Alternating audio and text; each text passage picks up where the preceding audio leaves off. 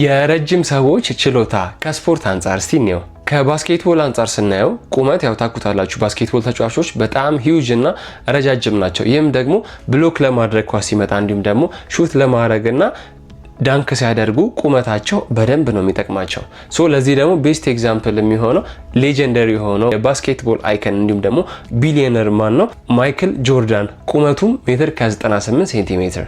ሌብሮን ጄምስን ብናየው ደግሞ ቁመቱ 2 ሜትር ከ6 ሴንቲሜትር ነው። ከፉትቦልም ደግሞ ከእግር ኳስ አንጻር ስናየው ደግሞ ቁመት ታውቃላችሁ ለበረኛ ይጠቅማል፣ ለተከላካይ አሪፍ ነው፣ እንዲሁም ደግሞ ለአጥቂዎች በጣም ጥሩ ሆኖ ይገኛል። ምክንያቱም ቴስታ ለመቅጨት ሊሆን ይችላል፣ እንዲሁም ደግሞ ዲፌንድ ለማድረግ እግራቸውን ሲዘረጉ ለመከላከል፣ እንዲሁም ደግሞ በረኛ ሲወረወርና እጆቹን ሲሰነዝር ኳሶችን ለመያዝ ኢፌክቲቭ በሆነ ወይ ለመያዝ ይጠቅመዋል ማለት ነው። ቤስት ኤግዛምፕል የሚሆነው ደግሞ ክርስቲያኖ ሮናልዶ ቁመቱም ሜትር ከ87 ሴንቲሜትር። ከዋና አንጻር ስናየው ደግሞ ዋና ላይ ብዙ ጊዜ ረጅም እጆችና እግሮች ሲኖሩ ውሃውን በደንብ ለመግዘፍ እንዲሁም ደግሞ ኢፌክቲቭሊ ለመዋኘት ይጠቅመናል ቁመት። ቤስት ኤግዛምፕል የሚሆነው ማን ነው? ሁላችሁም ታውቁታላችሁ፣ ማይክል ፊሊፕስ ይባላል። ቁመቱም ሜትር ከ93 ሴንቲሜትር። አራተኛው ደግሞ ከቮሊቦል አንጻር ስናየው ደግሞ ቁመት ብዙ ጊዜ ብሎክ ለማድረግ ለማጥቃት፣ እንዲሁም ደግሞ ለተለያዩ ነገሮች ይጠቅማል።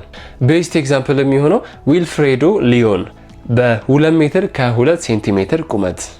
ቪዲዮ ከተመቻችሁ ፎሎ ማድረጋችሁን እንዳትረሱ።